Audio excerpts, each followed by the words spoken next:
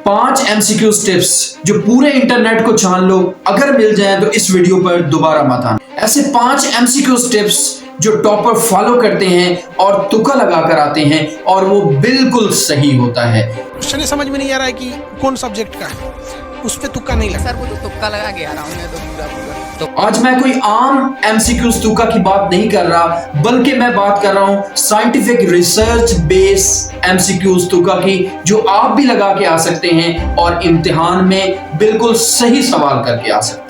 अगर आप सोच रहे हैं कि मैं आपको कोई जादू टोना बताने जा रहा हूं, तो आप वीडियो छोड़कर जा सकते हैं। मैं आपको बताने जा रहा हूं साइंटिफिक बेस, रिसर्च बेस, आपको एमसीक्यूज के बारे में बताने जा रहा हूं, जो आप पेपर के अंदर लगा के आएंगे, बिल्कुल सही आंसर होगा उनका, और इनमें बहुत ज्यादा चांसेस होते हैं कि इनका आंसर बिल्कुल सही हो।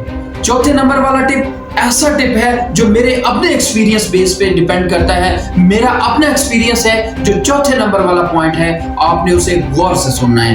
अच्छा, आंख बंद करके आपने एमसीक्यूज नहीं टिक करना, आपने साइंटिफिक रिसर्च बेस पर आपने उनको एक्सप्लेन करना है एंड देन आपने उनके ऊपर टिक करना है। आपने देखा होगा 2-3 तरह के सवाल होते हैं, 3 तरह के एमसीक्यूज आते हैं। ऐसे एमसीक्यूज जो हमें सबसे ज्यादा एमसीक्यूज आ रहे होते हैं, जो 100% हमें आंसर आ रहा होता है, फर्स्ट ऑफ ऑल तो वो होते हैं। सेकेंडली कौन से क्वेश्चंस होते हैं? वो वाले जो हमें बिल्कुल नहीं आते होते, 0% उनका आंसर हमारे माइंड में होता है और हमारे सामने वो होते हैं।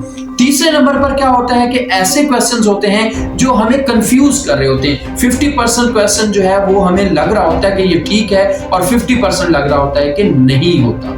अब ये वाला जो सारा तरीकाकार मैं बताने जा रहा हूं, ये 5 तरीके जो बताने जा रहा हूं, ये ऐसे क्वेश्चंस के लिए हैं जो तो आपको बिल्कुल नहीं आते या आप कंफ्यूज हैं कि ये क्वेश्चन ठीक है या गलत है। फर्स्ट मेथड क्या है? फर्स्ट टिप क्या है? Best elimination method. पहला एलिमिनेशन मेथड है जिसमें 2 तरह की चीजें होती हैं। एक वो वाले क्वेश्चंस होते हैं जिन पे आंसर लिखा होता है all of above. All of above क्या है? वो हमारे पास कितने परसेंट है, और दूसरा वो होता है कि नन ऑफ द अबव। तो हमारे पास क्या होता है, जो ऑल ऑफ द अबव होता है वो तकरीबन 90% क्वेश्चन जो है वो ऑल ऑफ द अबव में आते हैं, और सिर्फ 10% ऐसे होते हैं जो नन ऑफ द अबव के अंदर आते हैं।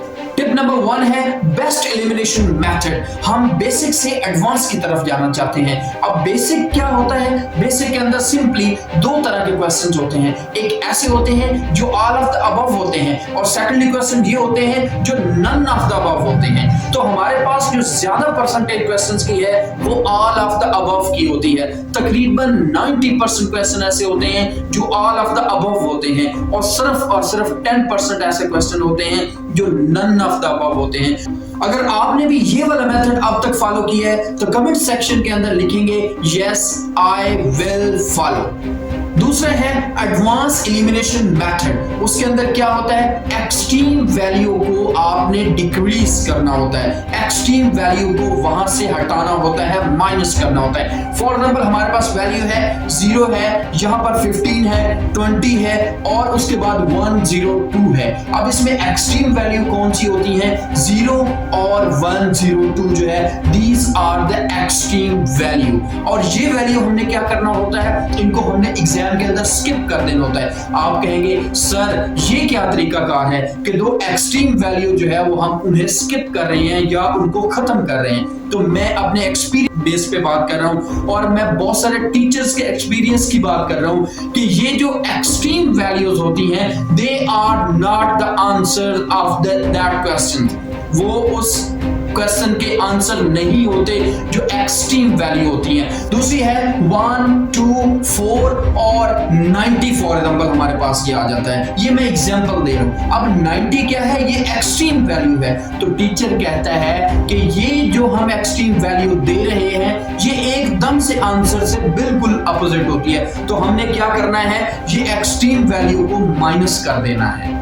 एलिमिनेशन मेथड का तीसरा हिस्सा क्या होता है कि हम लोग उसके अंदर सिमिलर वैल्यूज को हमारे पास आंसर दिया जाता है। सिमिलर वैल्यूज ऐसी वैल्यूज होती हैं जो एक जैसी मिलती जुलती वैल्यूज होती हैं। फॉर एग्जांपल हमारे पास ये 5 है और ये 7 है, ये -5 है और उसके बाद अगला आंसर आता है। तो यहाँ पे दो वैल्यूज जो हमारे पास दी हुई हैं, ये 5 और -5 जो है, these are the similar values. और इसमें तकरीबन 90% चांस होते हैं जो सिमिलर वैल्यूज हैं उनको आपने सेपरेट कर लेना है। अब सेपरेट करने से क्या होगा, आपके पास बाकी एमसीक्यू निकल जाएंगे और ये वाले 2 पॉइंट्स आपके पास बाकी बच जाएंगे। अब आप इसके ऊपर टिक करेंगे।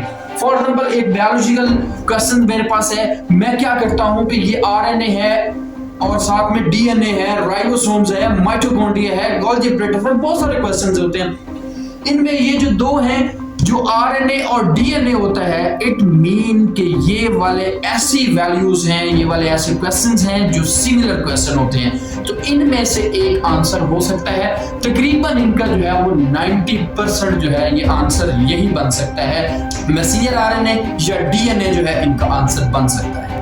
अच्छा, टिप नंबर 2, ये ऐसी टिप है जिसके अंदर हम बात करेंगे, ये बहुत इंपॉर्टेंट होने जा रही है क्योंकि ये एक ऐसी टिप है जो बिल्कुल ब्रेन सिग्नल की तरफ होती है और ये एक ऐसी साइंस होती है जो हमारे ब्रेन के सिग्नल को वापस लेकर आती है और उनको रिकॉल करवाती है कि हम लोग इसके अंदर जो पढ़ चुके हैं टॉपिक के अंदर, इस चैप्टर के अंदर, उसके हवाले से। फॉर एग्जाम्पल मैं आपको एक एग्जाम्पल देता हूँ। आप शाम को घर आते हैं और आपने अपने बाइक की चाबी जो है, आपने बाइक की जो है वो एक साइड पर रख दी है। आपको सुबह उठते याद नहीं रहा कि हमारे बाइक की जो की है वो कहां पड़ी होगी। अब आप क्या करते हैं, थोड़ी देर के लिए आंखें बंद करते हैं और सोचते हैं कि जब मोटरसाइकिल से मैं आया था तो मैंने फर्स्ट ऑफ ऑल किस रूम के अंदर गया और कहां पर मैंने की रखी होगी। तो आपको फौरन वो चीज याद आ जाती है। इसी तरीके से पेपर के अंदर भी क्वेश्चंस ऐसे ही होते हैं। कुछ ऐसे क्वेश्चंस होते हैं जो हमारे ब्रेन के उस पार्ट में चले जाते हैं जहां रिकॉल करना मुश्किल होता है। तो हमें सबसे पहले क्या करना चाहिए, सबसे पहले हमें उनको रिकॉल करना चाहिए। हमें देखना चाहिए कि हमने ये वाला जो टॉपिक पढ़ा है, ये वाला जो हमने लेसन पढ़ा है, ये कौन से चैप्टर से आया है। फिर हम उसको टॉपिक की तरफ जाते हैं और फिर हम क्या करते हैं, उसका वेट करते हैं रिकॉल होने का। हमें करना चाहिए अगले क्वेश्चन पर चले जाना चाहिए और ब्रेन क्या करता है, वो सिग्नल्स को रीजनरेट करता है और थोड़ी देर के बाद हमारे दिमाग में वो चीजें आ जाती हैं। टिप नंबर 3 बहुत इंपॉर्टेंट होने जा रही है, जो रिसर्च बेस होती है। बी और सी के ऊपर क्या होता है कि ये हमारे पास जो अंदर ए और डी क्वेश्चंस हैं, ये तकरीबन एक रिसर्च बेस पर ये ऑलमोस्ट जो ए और डी ना होने के बराबर है। मैं पहले भी एक टिप के अंदर आपको बता चुका हूं कि जो सबसे ज्यादा है वो बी और सी होता है। बहुत सारे टीचर्स के बहुत सारे पेपर्स मैंने देखे, बहुत सारे पेपर्स बनाए और बहुत सारे पेपर्स चेक किए, तो उसके अंदर ये वाला जो है वो ज्यादा आपने भी पेपर के अंदर देखा होगा, बहुत सारे पेपर आपने दिए होंगे, उसमें देखा होगा बी और सी में सबसे ज्यादा जो है वो आंसर होते हैं। तो हमें क्या करना चाहिए, अगर हमें और कोई क्वेश्चन नहीं आता तो हमें बी और सी को जो है उनको टिक करना चाहिए। अच्छा, टिप नंबर 4 क्या है, असर्शन एंड रीजनिंग क्वेश्चन। आजकल जितने भी पेपर हो रहे हैं तकरीबन कम से कम 20% पेपर जो है वो रीजनिंग क्वेश्चंस आते हैं कि फलां के साथ क्या ताल्लुक है, उसका उसके साथ रिश्ता क्या है, वो यहाँ पर गया तो उसने क्या किया। तो इस तरह के बहुत सारे क्वेश्चन जो है वो पेपर्स में आते हैं। कम से कम 20% मैं बता रहा हूं और मैक्सिमम 30-40% के भी रीजनिंग क्वेश्चन आते हैं। अब करना उनके अंदर क्या होता है, इनमें सबसे ज्यादा जो इंपोर्टेंट और सबसे ज्यादा आंसर वाले होते हैं, 80% तक इनका आंसर जो है वो ए और बी के अंदर होता है। ए और बी में क्यों होता है, क्योंकि एग्जामिनर चाहता है कि वो स्टूडेंट के लिए इजी हो जाए और पहले नहीं तो दूसरे के अंदर वो आंसर दे देता है। ए और बी जो है वो सबसे इंपॉर्टेंट होते हैं, ए और बी क्वेश्चन। फॉर एग्जाम्पल आपके पास इसमें रीजनिंग में एक टिप होता है, उसको जानने के लिए लिए। फॉर एग्जाम्पल आपके पास क्या है कि आपने ये एडिशन क्वेश्चन है 2 + 2 तो then it mean this is equal to 4 और ये एडिशन है और दूसरी वैल्यू देता है कि one value add with the other value it mean दोनों के अंदर एडिशन हो रही है। अब दोनों के अंदर एडिशन हो रही है इट मीन कि ये दोनों इक्वल हैं, एक जैसे हैं, तो आप बाकी दोनों को रिमूव कर दें। अब दो ऑप्शन आपके पास आ गए तो काफी हद तक क्लियर होते हैं।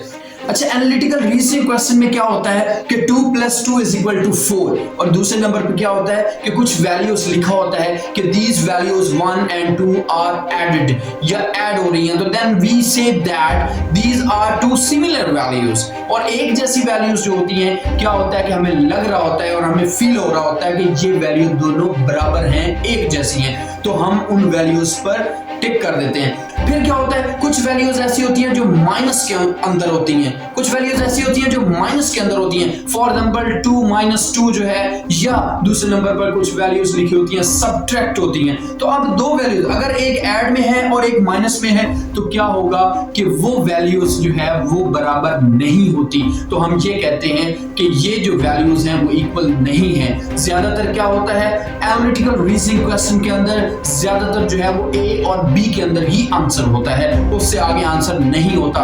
ये तकरीबन 80% टिप है इसका और चांसेस होते हैं 80% कि ये इसी के अंदर से क्वेश्चन आएगा। अच्छा, टिप नंबर 5 है that is a practice session. ये ऐसी टिप होती है जो हर एक स्टूडेंट को फॉलो करनी चाहिए और हर एक ऐसे बंदे को फॉलो करनी चाहिए जो एग्जाम की तैयारी कर रहे हैं। अगर हम प्रैक्टिस करेंगे, फॉर एग्जांपल हम क्या करते हैं कि हम लोग उसके एक्सरसाइज के बार-बार एमसीक्यूज निकाल रहे हैं इंटरनेट पर, उसके साथ जो है ना वो बार-बार क्वेश्चंस कर रहे हैं और साथ-साथ हम क्या कर रहे हैं कि उन क्वेश्चंस के बारे में मुख्तलिफ सोर्सेज से उसको निकाल रहे हैं, तो उससे हमारी प्रैक्टिस होती है। और हम लोग क्या करते हैं कि हम लोग उनकी बार-बार प्रैक्टिस करते हैं और प्रैक्टिस करने से क्या होता है कि हमारे माइंड के अंदर, हमारी मेमोरी के अंदर वो स्टोर हो रहा होता है और साथ में क्या होता है कि जब हमारे पेपर्स आ रहे होते हैं तो देन हमारे माइंड में वो रिकॉल हो जाता है और हम कहते हैं कि ये वाला क्वेश्चन हमने फलां टॉपिक के अंदर पढ़ा था और हम उसको ये वाला हमारा आंसर हो सकता है। फॉर एग्जांपल हमने उसे डीएनए के पोर्शन में पढ़ा है तो इट मीन कि हमने उसे जब बात आएगी डीएनए और आरएनए की तो हमें कंफर्म होगा कि ये गोल्गी एपरेटस या माइटोकॉन्ड्रिया से बिल्कुल नहीं है, तो हम लोग क्या करेंगे उसे डीएनए और आरएनए में ढूंढेंगे। तो ये होती है हमारी प्रैक्टिस बेस, हमने उनका काम करना होता है। अगर आपने कभी ये फॉलो किए हैं और अब अगर आपने माइंड बना लिया है कि हम इनको फॉलो करेंगे तो देन अपने कमेंट सेक्शन के अंदर लिख के जाएं